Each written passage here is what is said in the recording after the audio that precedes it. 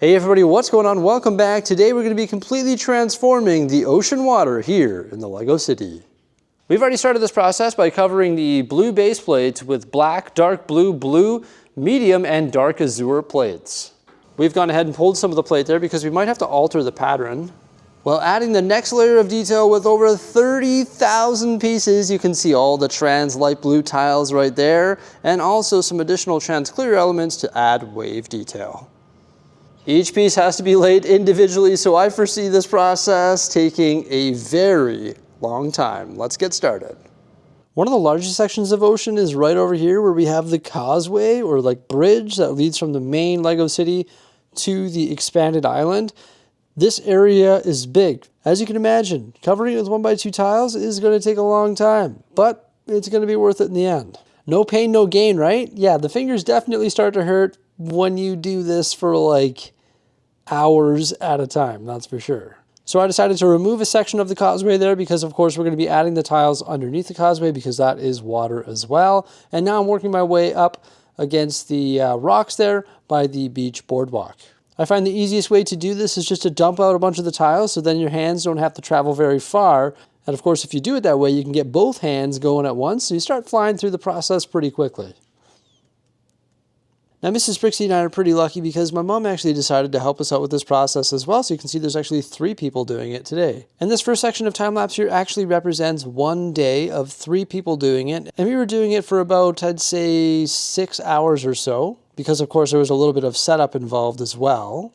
So a grand total of 18 hours of labor in this small section of time-lapse that you're seeing right here. So it's sped up quite quickly, and we have a really nice aerial shot of the island. It's funny, I have my camera actually sitting on top of the cold air return. So far, the difference is like night and day. The tiles just take the water to a whole new level. And after the first day, we're more than halfway done, plus we got the wave detail around both islands done. And now we just need to have another day laying more tiles. Thousands of them. We started with 4 buckets of tiles and now we're down to 2. And look at the difference from afar. The untiled versus the tiled water. Looks so cool, especially from way up here. Yeah, so good progress. Let's continue. So now it's day number 2, and luckily for us, we do have a helper here today as well. Tico is joining the tiling extravaganza. And we start the day off by connecting in the center there, so we actually remove that bridge to make it a little easier. And then I continue in the foreground there, making my way past that small little beach, while Mrs. Bricksie works on some of the other modules by the rock arch. And she's actually bolstering up some of the rock work over there because it was just rock panels, so she's adding 2 or 3 studs of rock work, which are 1 or 2 bricks tall. And we actually had to finish up some of the plate work over there as well, so she's laying some blue and dark azure plates up against the rocks. And then of course she goes ahead and adds the blue tiles on top of that. Then I swing over to the other side and I start adding some rock detail to the little islands over there. Now as you can probably tell, this time lapse is going extremely fast. We of course are laying these tiles 1 by 1, and sometimes it's a little bit of a reach, so your back starts to hurt a little bit, and your fingers start to feel it after a while as well. Of course, all these modules are removable, but for some reason I like doing it in place. It's also easier doing it in place because all of our tiles, for the most part, follow the same pattern, and you don't want to throw that pattern off, especially when you're going up against and around little things like these little rock islands and the rock arch and the beaches, etc. But just like that, Mrs. Bricksie and I are approaching the end of this project. 30,000 tiles laid. That is just mind-boggling. So here we have the beach, which is looking fantastic with that water detail, and we have the wave detail as well. That is something that we plan on actually improving in the future. And it's pretty easy to go ahead and remove a section of tiles and increase the amount of waves that we have, but we actually didn't order enough of the slopes and cheese slopes. I thought we did, but it looks like we underestimated. We definitely want to add some more texture to our water, and we also want to add some more texture up against the rocks there as well within the water. And we also need to add more rock detail because right now it's just a base construction for the rock detail. So we do need to get in there and add some slopes. But our primary focus over the last couple days was just to get the water tiles laid. I think that was very important to do just because we had it as exposed plate for a very long time. But yeah, eventually all of these rocks are going to be detailed. All of the beaches will be detailed. Then we do want to add some more water detail up against the rocks and on the actual sand. Maybe we can use like some white elements, some tiles, and also just more of those cheese slopes to have more movement within the water. But I think the depth of the water is really well represented with the underlying plate and then the tiles on top. I love the fact that we have some different beach fronts here on the island. They're like miniature beaches, which will be a lot more secluded than the main beach in the Lego City.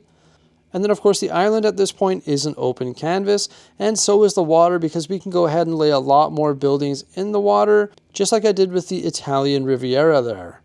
But just like an ogre, we always build our Lego City in different layers, and I feel like the water tile layer was the next thing that we needed to take care of.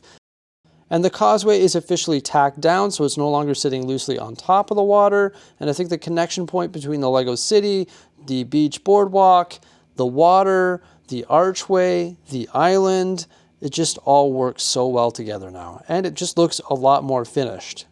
This is just a project that we've been meaning to take care of for so long, and we officially had the pieces, that being 30,000 tiles. So I was like, okay, let's get it done. And we decided to do it in a 2-day period. And I think it looks amazing from afar. It really pulls the whole city together. The next thing I want to work on is black skirting for underneath the Lego City, just because the table legs and the cabinets underneath sort of take away from the look. But even Tico agrees that it's looking pretty good, and you can see him following me around there. It's pretty funny.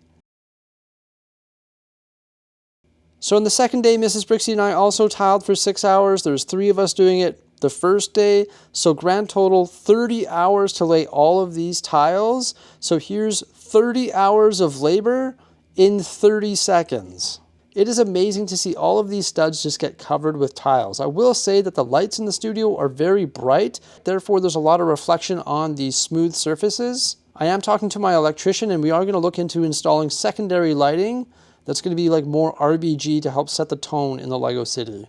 So stay tuned for that. And of course I had to take some before and after photos. So here it is before with all the studs or plates, and there it is after. The tiles definitely add a lot more depth to the water, and they take away the oil spill style look. So it looks like an oil spill, but now it looks like deep water. I love it around the causeway and the beach here. It's absolutely fantastic. It just transformed it in a beautiful way, and let me tell you, it looks a lot better in person as well. Sometimes those photos really have a hard time capturing the size and just like the vibrance of the colors in this Lego City. Like, look at it from above. The island looks awesome. Open canvas. Can't wait to continue working on this project. But hey, we got the Lego City that we're currently working on as well.